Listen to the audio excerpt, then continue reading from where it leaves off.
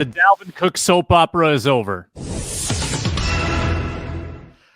What's up, everybody? Luke Braun here from Locked On Vikings, and I just want to thank the Vikings for doing this on a morning right before we record the Minnesota Football Party. This is Arif Hassan with Pro Football Network. At least they didn't do it during the show.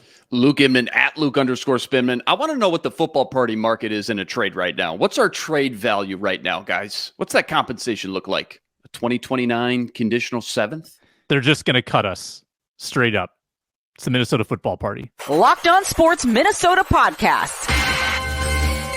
It's endless Minnesota Vikings talk with the diverse voices of your local experts. It's time for the Minnesota Football Party. It's your guys hanging out talking next level Vikings football. So join in with Pro Football Network's Arif Hassan, Locked On Vikings Luke Braun, Superior Sports Talk's Luke Inman, and Vikings insider Sam Ekstrom, plus the biggest names in Minnesota football for the Minnesota Football Party. And it starts now.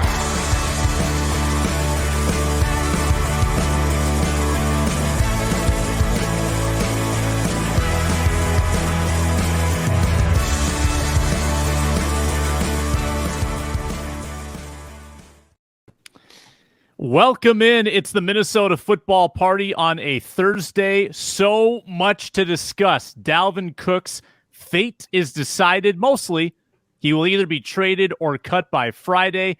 We're going to dive into that. Plus, Danielle Hunter is suddenly on the trade block, confirmed by Ian Rappaport. That deserves plenty of discussion. Those two topics will dominate today, and we'll get Ron Johnson to weigh in as well, who, by the way, is going on the Pat McAfee show later as well. That's Luke Inman. That's Luke Braun. That's Arif Hassan. I'm Sam Ekstrom. Thanks for making the Minnesota Football Party your choice to break down this big news.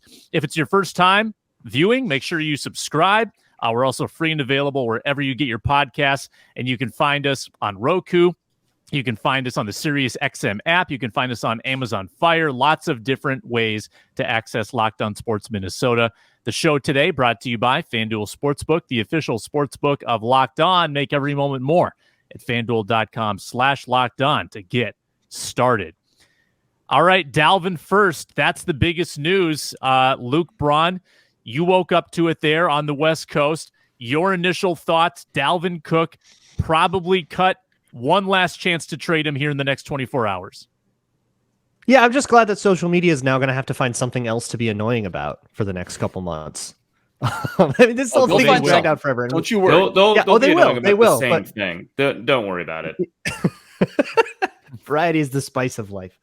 No, we've had this in the pipeline since March, basically, like February. I mean, this has been the whole offseason. We've kind of known they're either going to release him or they can find a trade partner. Looks like they're not going to find a trade partner. One last ditch effort on Thursday here. But that's going to be it. Turns out he plays out 3 years of that deal he signed in 2020, which when you looked at that deal, that looked like it was one of those 5-year deals that's like really a 3-year deal. And that's kind of that. I think I'm most curious to see where all these cap savings from za'darius Smith and Dalvin Cook are going to go, whether they sit on it and roll it over into next year, whether they've got a signing or a trade or something in mind. I'm very curious to see what that ends up looking like, but there are definitely still a couple of major questions on this Vikings roster where it's really hard to have a salient prediction on exactly how things are going to go. I feel like there's a couple of major things we don't know yet. Yeah, this has been. That's where the savings are going to go. Yes, it's been a very non-traditional 100%. offseason. Like Rick Spielman was the most predictable GM by the end, and Kwesi is not. Kwesi is putting $28 million of dead cap into next year, and then in the meantime, opening up all these other avenues of financial flexibility for the future. But he's hanging on to these veterans for months and months and dragging the process out. And with za'darius and Dalvin, I think it deserves some level of scrutiny as to how long they waited and then what they ended up getting. Luke Inman, Dalvin Cook gone. We saw this coming, so there's not a surprise factor to it. But I guess, are you surprised in the end that they're wasn't a trade partner clamoring to get Dalvin's services. Yeah, I mean, like you said, it's obviously not a shocker to anyone. The writing has been on the wall for months now. We knew this move was in the works for a while. I think it's fair for fans to be disappointed in the fact the team likely won't net any type of draft compensation for such a big name superstar in the league who's only, 28 years old. But also at the end of the day, like we've talked about so much on this show, this move was always about clearing the cap space, and any draft pick netted was just going to be gravy on top. It's just going to be a little bonus. I think we're starting to see Kwesi's blueprint kind of start to unfold now as he gets with the times, so to speak, moves to that running back by committee rotation, dumps this massive $10-11 million yearly cap hit for a position that clearly just isn't as valuable as it used to be in the league with the way the rules have changed, the way the game is now played. But certainly just going to miss him. I mean, there's no arguing how fun and special he was during his time here. Countless highlight plays helped give us maybe a smoother, seamless transition from a superstar like Adrian Peterson for all those years I think anyone could have ever hoped for. But the 5 years we got him, he certainly proved to be a stand-up guy and just a core piece to a lot of fun, competitive Vikings teams over the last 5 years. Arif, your thoughts? I think that there's a couple of things here. One is that it helps concretize what we think we know about Kwesi. I think that if one of the reasons that Rick Spielman was predictable was not just because he was consistent; it's because we knew him for 12 years, right?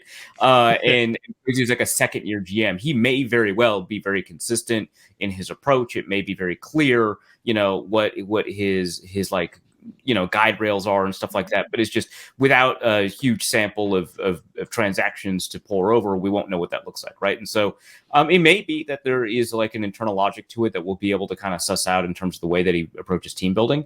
But the second thought is just hey, there is something to be said about running backs on second contracts, but about how we're always a little bit too aggressive about projecting, positive outcomes for second contract running backs. I can't think of any team that is happy with the second contract that they offered a running back, which is not to say in the last 10 years, which is not to say there are no running backs who've performed well on a second contract, but notably the best one, Christian McCaffrey, is performing well for the team that did not offer him that contract, right? And so it seems maybe Nick Chubb, I don't know if he's on a second contract, he almost certainly should be, right? That might be it, but Derrick Henry performed reasonably well last year, but not up to the level of the contract. It's just overall, this is a position that is really difficult to feel comfortable with, offering that second contract. And it may just be that the Vikings going forward, until there is some revolution in player health or running back styles or something, it may kind of, divest from the running back position, as it were. And so, I don't know how that's going to look. I don't know how important it is to have, a bell cow versus a committee. We talked about that in the last episode that we all had together. But I think all of those together do play part of, the story of kind of how it came to be that the Vikings were at this point. They had to wait until June 1st to cut a guy that, hopefully, they would have at least been able to trade. And 2 years ago, I think a lot of people would have been surprised was on the chopping block. Yeah, Jonathan Taylor will be another one to keep a close eye on. He'll have a contract coming up here in the next year or two, and it'll just be interesting not only what the contract looks like. Obviously, everybody projects him to continue to be a top 3, top 5 running back, but after he gets paid and just the production and the way that offense changes too in Indy, I'll have my eye on too over the next few years. Someone you have to pay attention to, notably, did not perform well last year. Yeah. Mm-hmm. Not because he was bad, but because he couldn't control his own production. It was based on the offensive line. Yeah, good point. Let's talk legacy for a moment. Dalvin Cook, 6 years in Minnesota. Phenomenal player and maybe the third best Vikings running back of all time. I think Peterson, Foreman, Cook, and maybe you sneak Robert Smith above him too, but he's top 4 for sure, I think, on most lists.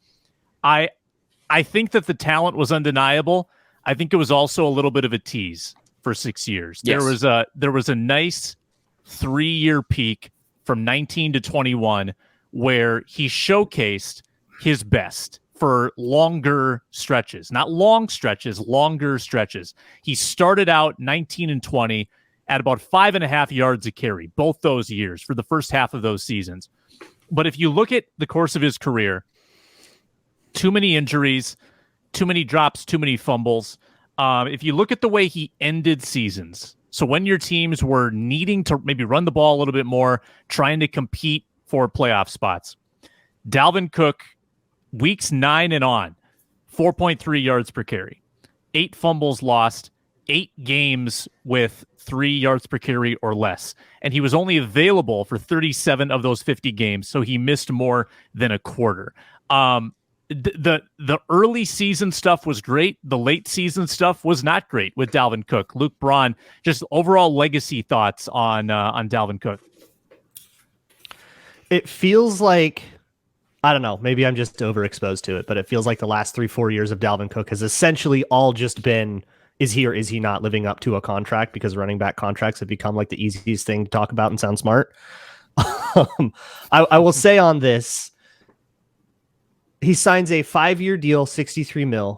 He ultimately saw 3 years, maybe you count it as 2 because only 2 of the extended years, $27 million of it on the whole. I believe that is how he ended up getting paid. So take that for what you will. But for me, actually watching Dalvin Cook, Dalvin Cook was a really fun player. He could always get the edge when he absolutely did not deserve to get the edge. You know, he could beat guys to the edge in that way. I love the way that he climb the staircase, I think, or climb the ladder is how I've heard it put, where he'll, go really strongly up to a linebacker that's trying to tackle him in space, then cut outside it real quick and be able to force missed tackles that way. I think there was a very underrated and difficult to get into subtlety to the way that he approached gaps, the way that he was able to really show his body on one side of a blocker but actually be attacking the other side without having to stick his foot in the ground and jump cut and slalom. It's something that I talked a lot about when I was evaluating Jahmyr Gibbs actually for the draft. I thought it reminded me of Dalvin Cook in a really good way. There's a lot of really cool stuff that Dalvin Cook did, but at that position, that's just stuff you're not going to hear about a lot. Just the way he played, just his skill set. Did it surprise you guys at all that he didn't have quite as much production in the passing game? 6 seasons, 5 reception touchdowns. And also, too, just a side question for Luke and Arif. I know you guys watched a ton of film last year.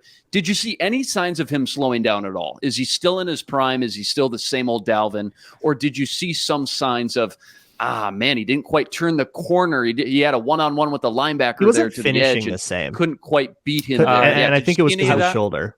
Yeah, I think finishing plays a role. I will also say that if I were to compare his athletic skill set last year to the one the year prior, I would say that he was phenomenally a better athlete than he was the year prior. But if I were to compare him to, say, 2018, 2019, I would say it felt like there was... sluggishness is the wrong word, but it felt like there was another gear that maybe he wasn't quite always hitting. And it's tough to quantify, right? Because I think it's basically the first step is really what I'm getting at, because I think that, his top speed was fine. It was the same. I think that his overall agility was fine. I think it was very similar. I think it's just kind of the burst off the handoff was just a little bit different this last year than it was when he was playing at a point where we were considering him a top 3, top 4 back. But to me, that is not a significant, I know the first step is typically extraordinarily important for running backs. I think that this physical difference was not an extraordinary part of what made him such an interesting back to watch. And what made him really, quite productive for the Vikings. But I would say there was a little bit of a small athletic difference. I will say, though, that the difference in how he looked athletically on the field this last year versus how athletic he looked in camp, which again, it's camp, right? What are you going to do? Was miles away. I thought in camp, he looked faster and sleeker than I'd ever seen him in camp. Right. There have been a couple of training camps where Dalvin Cook has looked phenomenal in different ways. I think in 2018, 2019, I was talking about how ridiculously fluid he looked in camp. Just a remarkable, fluidity as an athlete, the ability to kind of string together a running back moves. And this last year, I was talking about how incredibly fast he looked. that didn't show up on the field, but it's not like he was slower than he was previously. It just the thing that made him stand out in camp just didn't appear. So I don't know. That was kind of interesting. The fluidity of his movements have always been there, though. So some of the best feet in the game. Period. From a more like flowery perspective too, I think with Dalvin Cook and his time in Minnesota on the whole, there are a lot of examples you can think of, and the more recent ones are the ones coming to my mind right now, of like extraordinarily clutch breakaway touchdowns, like in the Colts game, Miami game last year. I think about like the performance in Lambeau, that 4-touchdown performance in Lambeau, including that screen that I believe ended up being, I think that was the last touchdown. That was the game winner. That was just this absolutely incredible after catch run. So there's all kinds of really cool moments. Yeah, that screen was one of the coolest plays I've ever seen. It was awesome. So sick. There's a lot of really, really cool stuff with Dalvin Cook's career. And I think once we get far enough away from like the departure of a longtime veteran, where you're no longer thinking about the cap savings of it all and the, the dynamics and why didn't they get another pick or whatever. Once you get like 3 years away from it, that all sort of fades, and all you have is memories of the cool stuff he did. And you go, oh man, remember how fun Dalvin Cook was? Like, then we get there. Yeah, percentage chance he actually gets traded 3%, 2%. I mean, at this point, the only way Kwesi could conjure up a trade is if he gets some sort of little mini bidding war going against two different teams right now, right? I mean, that's it, right?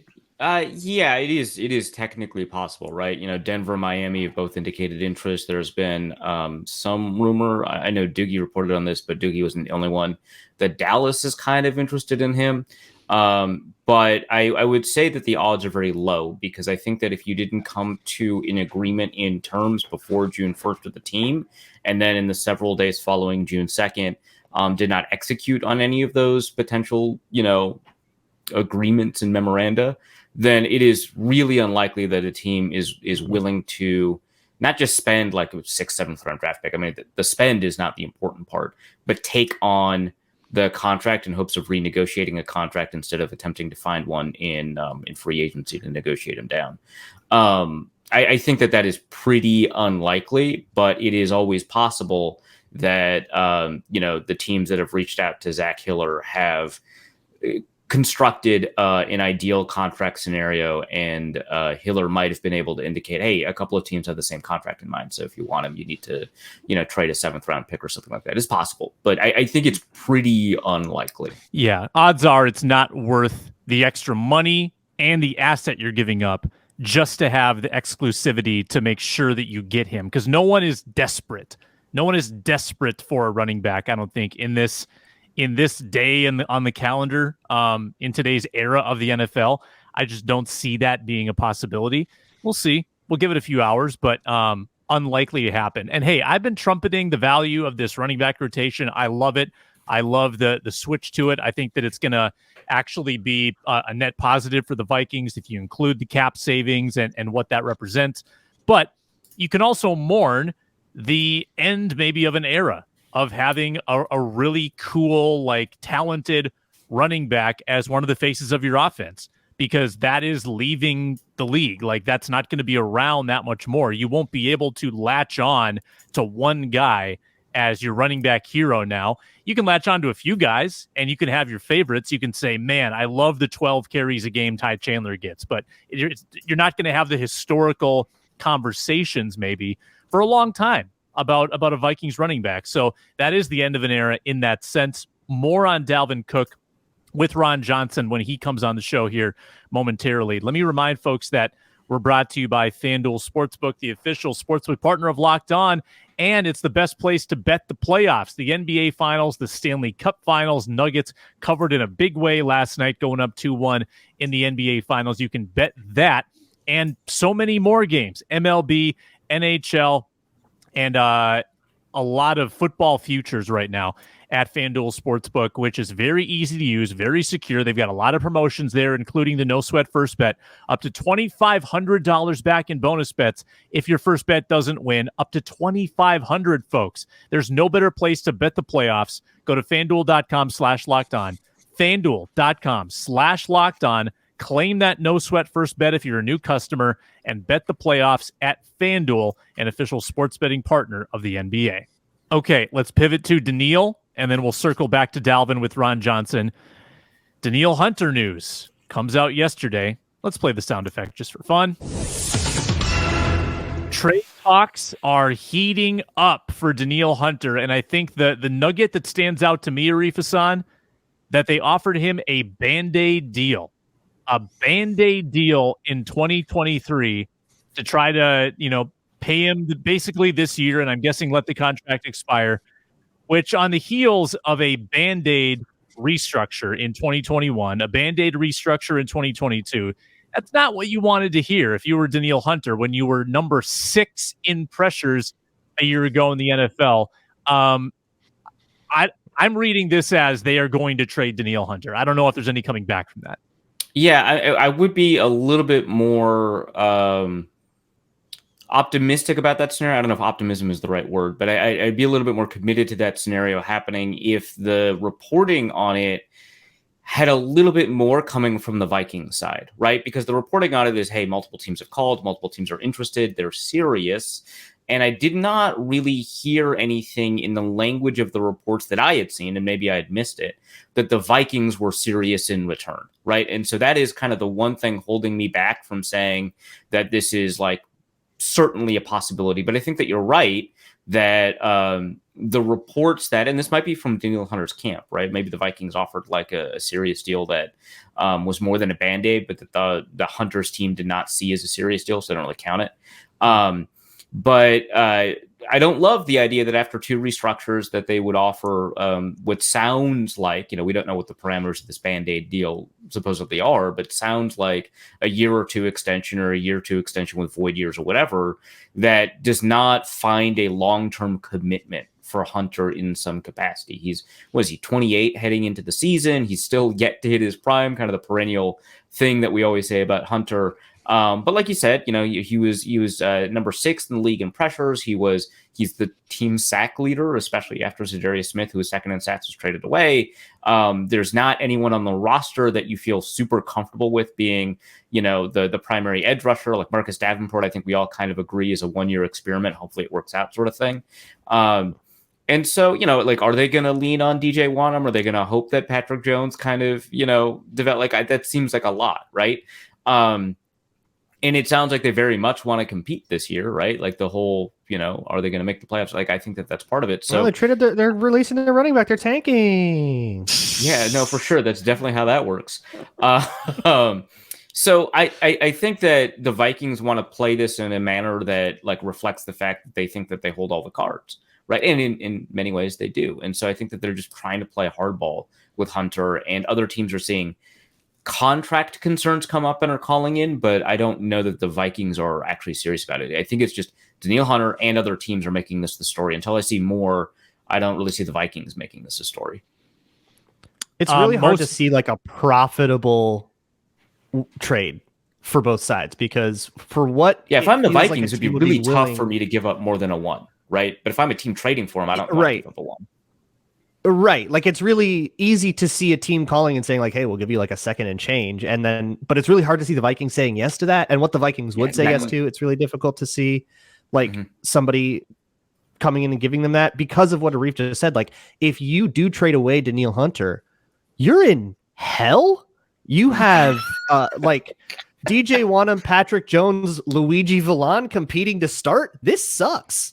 Let's like this is rough. Yeah, so easily the most damaging, like the most damaging move for the present that doesn't fit sort of the mentality they've had, which has been the win forever mentality. Cut ties, like cut to ties with the willfully put yourself in that behind. situation. You better pay the heck out of me if you're going to ask me to put myself in that situation. There's only been a handful of trades for high-end premium pass rushers over the last decade. I mean, most recently was Bradley Chubb. He went for first, fourth, and Chase Edmonds. And he was 25 at a time. Arif, you mentioned it. Hunter's going to be 29 during this season. I think we can all agree, though, Hunter's peak was probably higher than Chubb's. The most sacks he ever had in Denver was 12. That was his rookie year 4 years prior, and that was the only time he hit double-digit sacks, actually. So if Chubb, who I get it, he's younger, far less wear and tear, which is a huge part of the equation. But if he goes for a 1-4 and a complimentary player,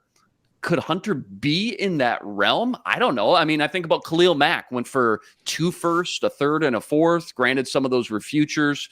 Jared Allen went for a first and a third. He was 26. I think the most comparable trade scenario over the last 15 years is probably Richard Seymour, because he was also 29 years old. He's really pulling it back. Goodness. I want to hear it.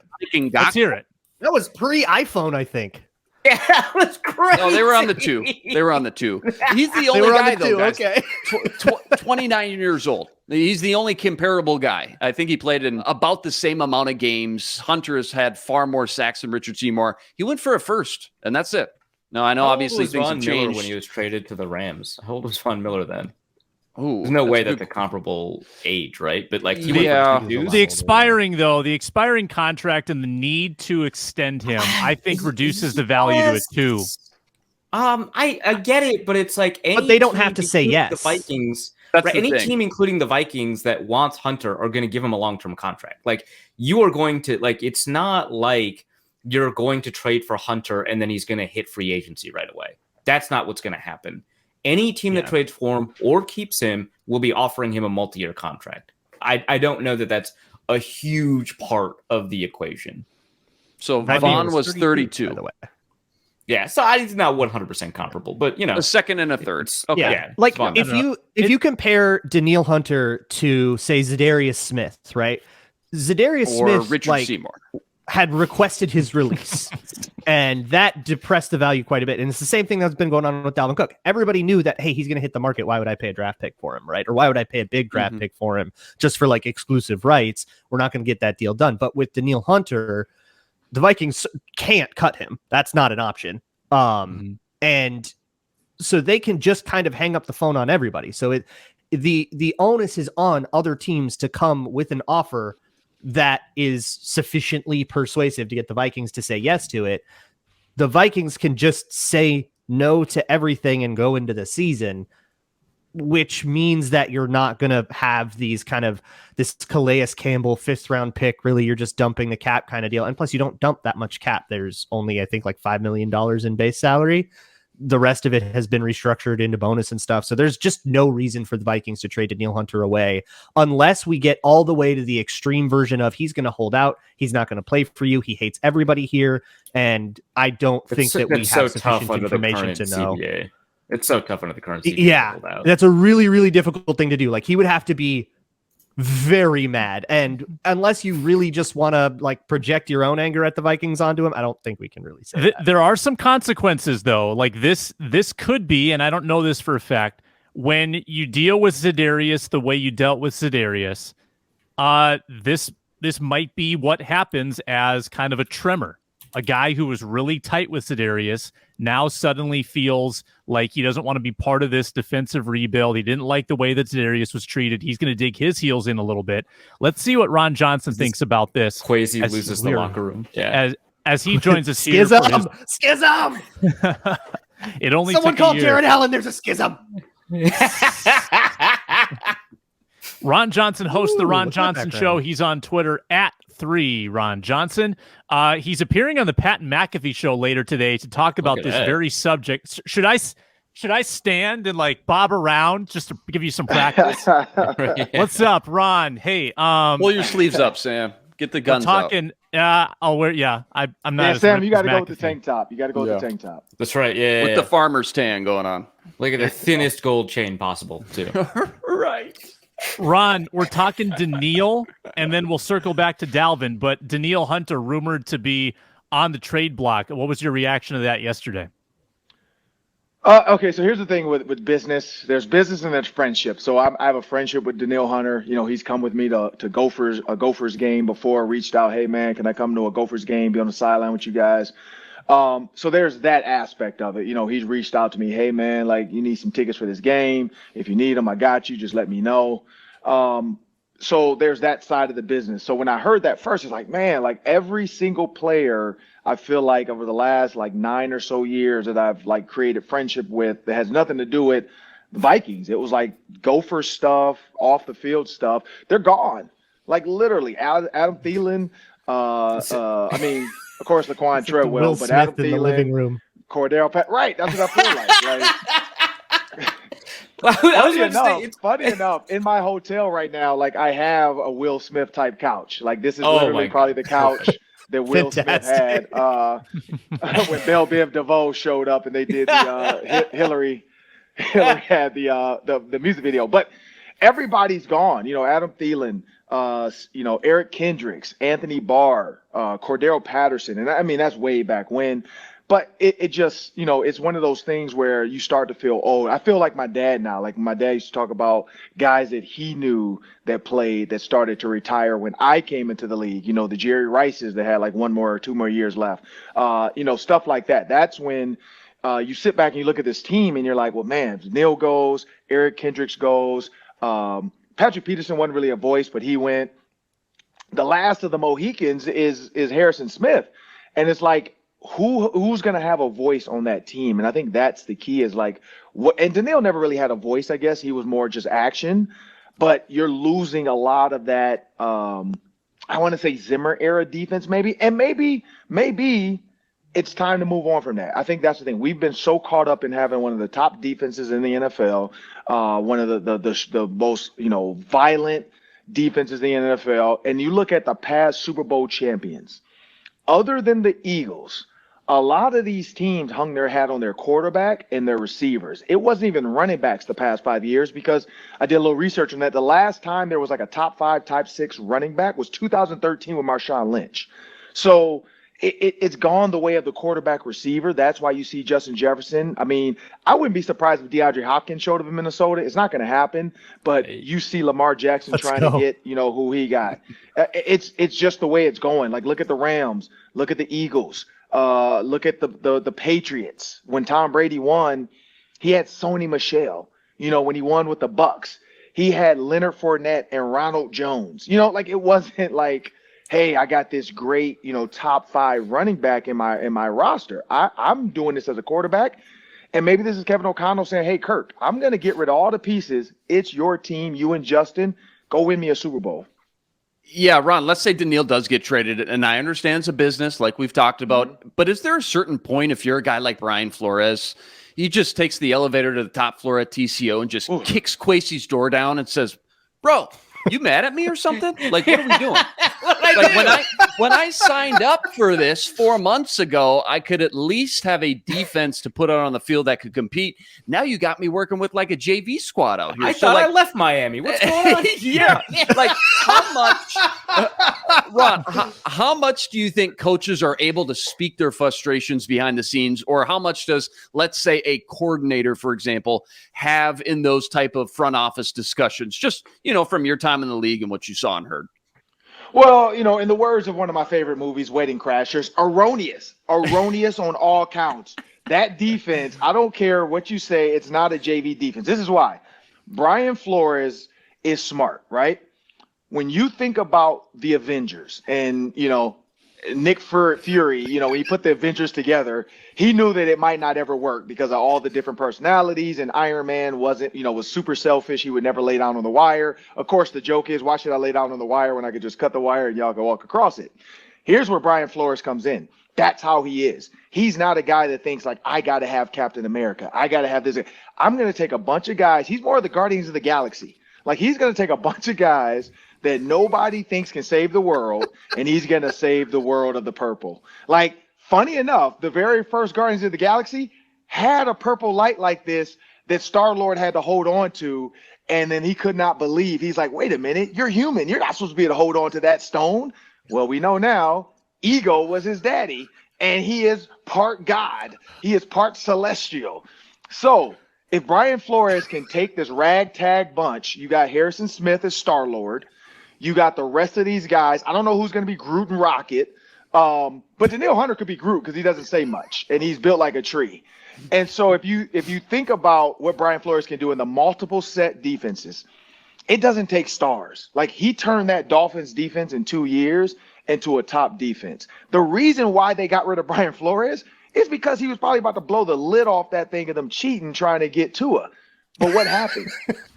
They didn't fire the defensive coordinator in Miami. They fired Brian Flores. If you don't believe in the team and the defense, you fire everybody. The head coach, I want all you out there. No. I'm going to fire the head coach. Hey, but you defensive coordinator, I need you because that defense works. I need you to stay here. So Brian Flores clearly has something he can get done. He wouldn't, he doesn't sit back with these moves and be like, oh, my God, Kwesi, you're killing me. Kwesi's probably telling me, look, this is what I'm going to have to do to get some money in here. I'm going to go try to get you some other pieces. But right now, I got to clear some cap space for this guy named Justin Jefferson. And I think that's what they're trying to do. Mm-hmm. Yeah. That was a. I think we should end the show on that. That was we got to end it. Wrap it up. Call it a day. Hold on. Does that would make. I want to follow that up. That's got to make Mike Zimmer Yondu, right? Wow, that's actually really good.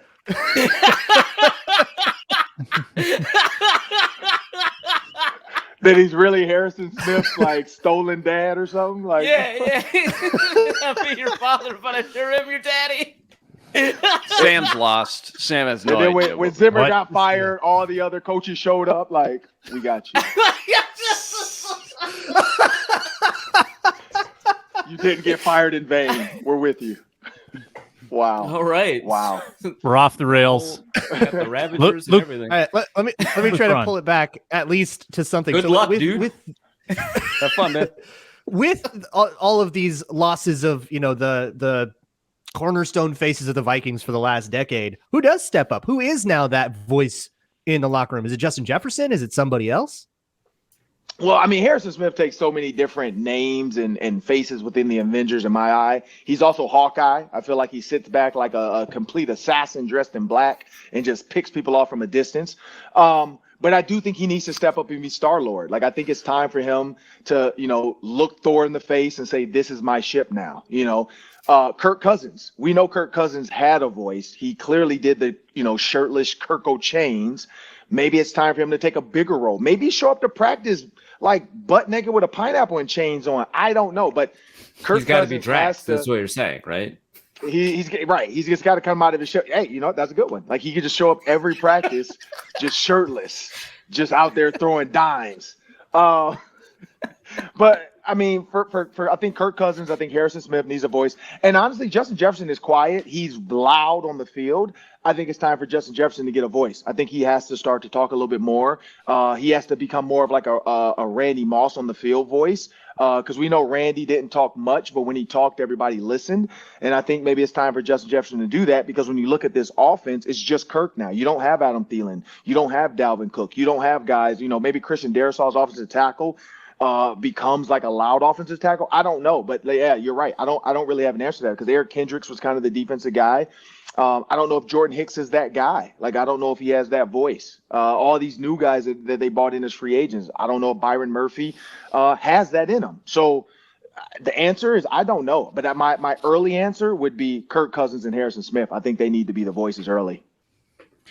So my concern primarily is just obviously, there's been an analytical movement to really emphasize, how much more coverage matters than pass rush, but they're complementary. You need to have a good pass rush in order for your defense to be, and I just don't know where the pass rush is coming from. There's a Marcus Davenport. Maybe he'll, turn in the best of his career as opposed to the worst of his career. That's a little bit of an unknown. But, Dean Lowry did not have a wonderful year last year, right? Harrison Phillips is much more of a run stuffer. DJ Wanham and Patrick Jones are who they are, right? Where is the pass rush going to come from in a world where the Vikings do at some point trade Danielle Hunter? Which is kind of one of the reasons I think that they won't. But if they do, what does that look like? How are they going to support, Mekhi Blackman and Caleb Evans and Andrew Booth? Yeah, I mean, honestly, if you think about the Legion of Boom, we didn't think their front four was super dominant. They were good, but I wouldn't say their front four was oh my goodness, I don't want to go against I don't think there's a Cliff Averill on the roster, man. Right. So that's my point. Right. So crucially, the Legion of Boom had a secondary. True. Let me get there.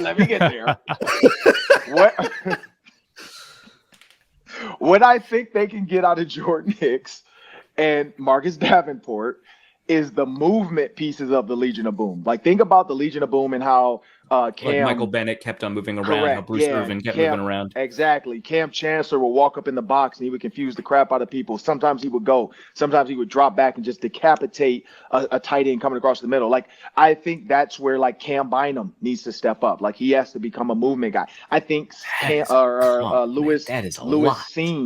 Lewis Cine can become a guy maybe like a Cam Chancellor who just wants to hit people and becomes a rover where he's like a safety linebacker. Because I don't see him uprooting Cam Bynum out of his spot as that safety number 2. So Lewis Cine, clearly healthy, clearly was a big hitter in college. Find a role for him. If him and Brian Asamoah become some type of assassins within that movement defense, and you're not going to get the Legion of Boom. Let me stop. I don't want to be preposterous. You're not going to recreate the Legion of Boom.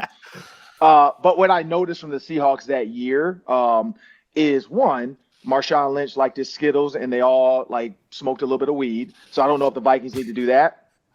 It's legal in Minnesota, by the way. Or as of like a couple of days ago, that is like quite a team building activity. Hey, surely none of them have yet before. Sit in a trust circle and just let it go. Hey, they got rid of Rock Thomas, Luke. I don't know what you're talking about. Surely not one Viking has. I would not impugn them so. What? And speaking of that, wasn't there a Viking that got in trouble because his neighbor said he was smoking weed too much? Wasn't that Rock Thomas? Yeah. Rock Holton Thomas, Hill. Yeah, Rock Thomas was on Hill. was on the police report of Holton Hill getting reported for smoking too much, and Mike Zimmer was like, "Okay, you've been arrested like 4 times now. This is like way too much." Man, like he did it too soon. He was ahead of his time. Ahead of his time is really the best way to. I'm glad you brought up. I was gonna say the movement though. That's the last piece. Yeah. It's the movement, the defense to create confusion for the quarterback and get after the quarterback. You got to move. You can't. I think that was the one thing we hated about Ed Donatel was he just lined up and played. Yeah. And so hopefully Brian Flores does a lot of that. Baltimore Ravens. You know, if you think about the Ravens back in 2007, 2008. It was a ton of movement. You think about the Patriots. You think about the Jets with Rex Ryan when he got there. Ton of movement with Bart Scott and those guys. Like movement. That's what you have to do when you don't have like those pieces. So yeah, no, and I'm glad you brought up like a couple of names because at first it sounded like you were comparing like 225-pound Cam Chancellor to 195-pound Cam Bynum. And I was like, the names, I get it, but other than that, but no, I mean like Lewis C knows how to hit. I get it. Like I know where you're going with this, and we're all and Jordan Hicks is like 6'4". Like I understand that there's a lot of physical capability to move around, and a player like Cam Bynum or Jay Ward can serve a role in that they can cover for players that are moving around. Yep. So I get where you're going, but that all kind of matches what Brian Flores has historically done. His ability to kind of create pressure from multiple angles and stuff like that. It still does concern me though, because at a base level, all of these defenses that did have a lot of movement were able to generate pressure, did have like premier pass rushers too. That if you lined them up right and just had a front 4 rush, they would generally be successful, and they just turned into a much more successful version when they were moving around. Like your base unit still has to be good at their job. And so that is like my primary concern. No, you're right. And you look at the Eagles, that's what they were all good at. Like they've always had those in rushers. You look at the Steelers, they've always created pressure with just the edge rushers. So yeah, that's going to be maybe a different thing we haven't seen. Like you've had Everson Griffin and Danielle Hunter. I mean, we've been blessed with Brian Robinson. I mean, you've had those guys that Zimmer kind of created. Yeah. Now it's going to be a new look. Yeah. And I think that's the thing for training camp we're all going to have to watch every day is those defensive end versus tackle battles. Like, are the defensive ends just getting absolutely murdered by Christian Darrisaw? And if that's happening, then maybe we have our answer. It's not coming from the true and that's if Danielle Hunter's gone. It's not coming from the true defensive ends. Maybe because clearly there was no trade value for Za'Darius. There was no trade value for Dalvin Cook. Maybe Danielle Hunter's trade value isn't big enough, and maybe his agent even comes back saying, hey, look, man, like there's not a ton of teams that really want you at where you're at right now. Why don't we renegotiate with the Vikings to at least stay for one more year, and then let's maybe get you out of your contract and just be a complete free agent. That way you have control after this season on where you go. So that could happen too. Yeah. Let's end, Ron, with a Dalvin question. Dalvin Cook traded or released by tomorrow. What do you think this does to the offense this year? Does it reduce the offense's potential by a lot, or do you think they can still be equally successful with a rotation headlined by Alexander Mattison? Like I said, I just gave you those 5 names from the last 5 Super Bowl winners. Besides Marshawn Lynch in 2013, I think it's doable. I think Alexander Madison is good enough. I will say Dalvin Cook getting cut made me famous again because I woke up this morning and I never thought I'd get a text message from Pat McAfee. Today is my father's birthday. Rest in peace to my dad. So it was a tough morning. And then I got a text from Pat McAfee, and it said Pat McAfee, like suggestion. But then for some reason I didn't save his number, I guess. So it also said report if scam. Yeah, report again phishing. Yeah. So I'll have to screenshot and show you guys the text. Like he texts me like, "Hey Ron, what's up? Hope you're doing well, sir." And then I just said, "Is this real? What?" And that's all I did. And it was. And then I was like, but if this is real, hey, what's up, bro? Doing good. Hope all is well. Yeah, this Dalvin Cook stuff is crazy. And then he responded like, nah, man. Yeah, man. It's me. We've been talking all morning about Dalvin Cook, man. We wanted to get you on today to chop it up about Dalvin Cook. So I was like, let's do it. That time Randy Moss hung up on Bill Belichick. That's not Bill. Get out of here. Literally, I was sitting there and I saw the scam likely, and I'm like, but then I'm like, wait, but 317 is a little too specific. And then he asked you to send him some Visa gift cards. Is that what happened? He just to prove that you're committed to the show. Hey, if you want to be on the show, I need $100 in my Venmo. It's an investment. You'll get your money back. Don't worry. Yeah, right. Yeah, just to confirm that this is your. I'm in a hotel, so I'm like, I could do the show from here like this. I was like, cool, man, let me know. He's like 120. I was like, you know what? I got to go home. I got to get the mic. I got to have the headphones. I got to show the memorabilia because he has 2 Steeler fans in his studio, Joe and Nick. So I'm like, I want to show them the helmet because I know when I first went on, I made the joke about the NFL told him no more logos. So I got my helmet from the Ravens. I got my Steelers helmet at home. I got my dad's Super Bowl rings that I'm gonna bring out today for his birthday on the show. So so I got some treats for those guys. I got a Terry Bradshaw jersey. So I'm looking forward to the show today. 1:20 p.m. Ron Johnson joins the Pat McAfee Show, and he's on the roundtable with us tomorrow morning on Locked On Sports Minnesota with Reggie Wilson, Luke Inman, and myself. Thanks a lot, Ron, as always. No, I'm looking forward to it. Appreciate it. Thank you, guys. Yeah, good stuff. And as we wind down here on our Minnesota Football Party, reminder that we're partnered with SiriusXM. You can find our programming here at Locked On Sports Minnesota on the SXM app. Just search Locked On Sports Minnesota. Find Ron Johnson. Find the Minnesota Football Party, Minnesota Sports Rankum, and also the hometown broadcasts for all the local teams.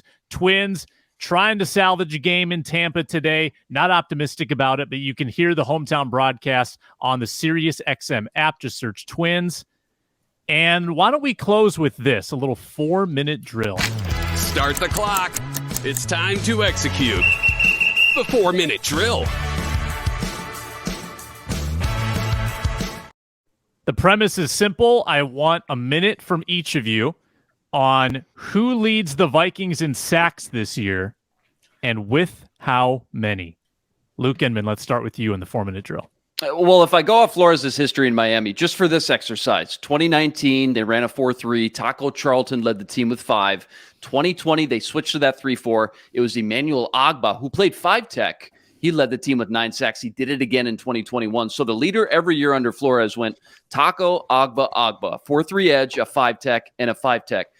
I think first off, if Hunter is on the team, I think all that stuff's a moot point because there's such a huge gap in just talent from him to the next pass rusher. So he would be my number 1 pick with a bullet. But if not, I think just based off the history under Flores, how he likes to dial up his pressures, and then just the personnel the Vikings currently have, if it's not Hunter and it's going to be a 5-tech again like it was Ogbah in Miami, it would have to be Marcus Davenport, who it sounds like is getting a lot of reps at 5-tech during OTAs.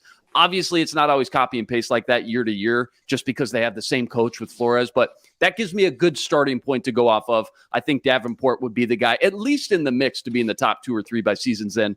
I'll say Marcus Davenport if Hunter isn't on the team with 11.5 sacks. All right. Wow, big increase from last year. Arif Hassan.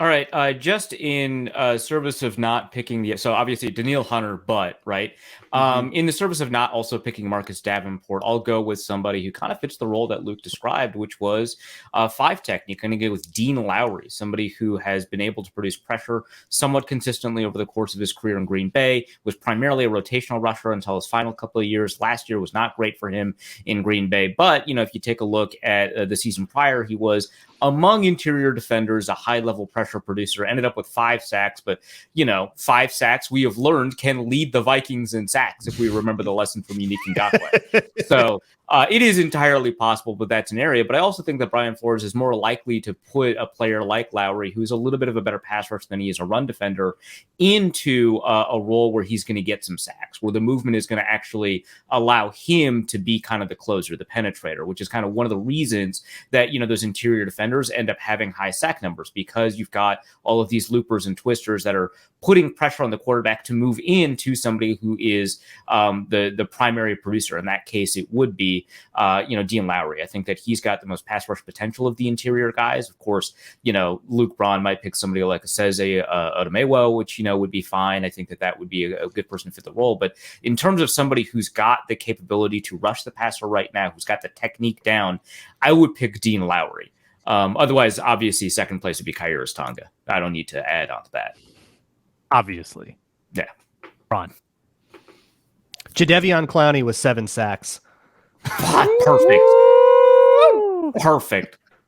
No, I too am learning lessons from Unique Ngakoue here. If you lose one of the starting edge rushers, the most important guy on the defense right now, maybe after Harrison Smith, depending on some of your opinions, if you lose Danielle Hunter to this, you cannot go into the season with Marcus Davenport and guys on the defensive line and expect to be You're going out. Hey, whoa. You're going DJ out Waddle on the led market. the team in sacks in 2021. Let us not Never forget. So flippant. And guys. And if you look at the market, I mean, Frank Clark's out there, but Jadeveon Clowney can sort of take on that versatile type of role that Inman was describing.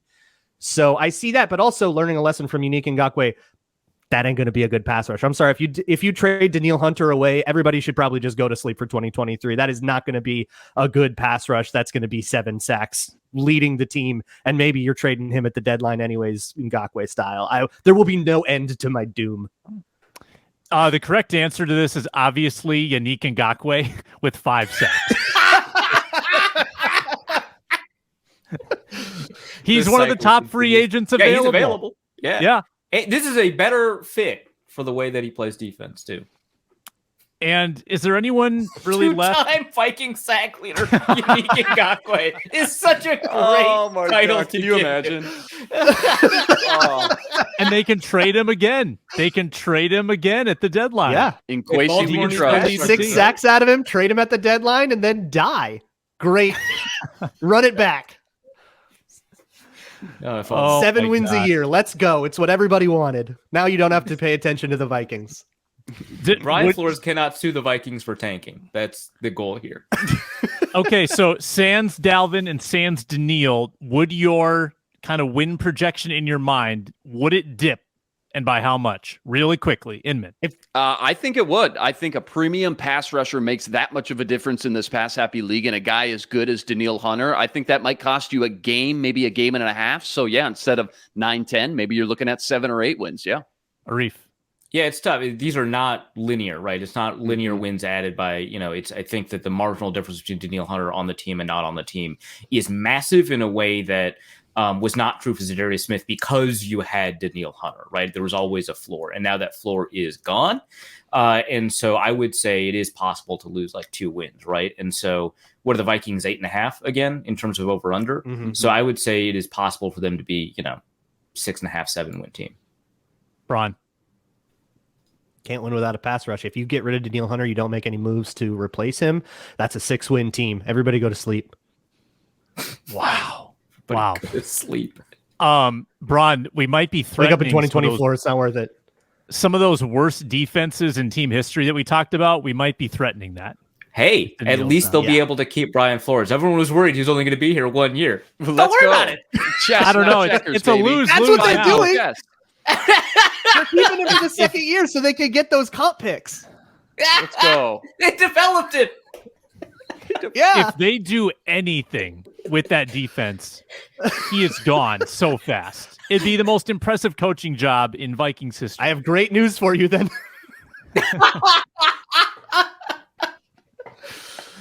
DJ wanted with Mekhi Blackman over the top. Ain't going to do it, man.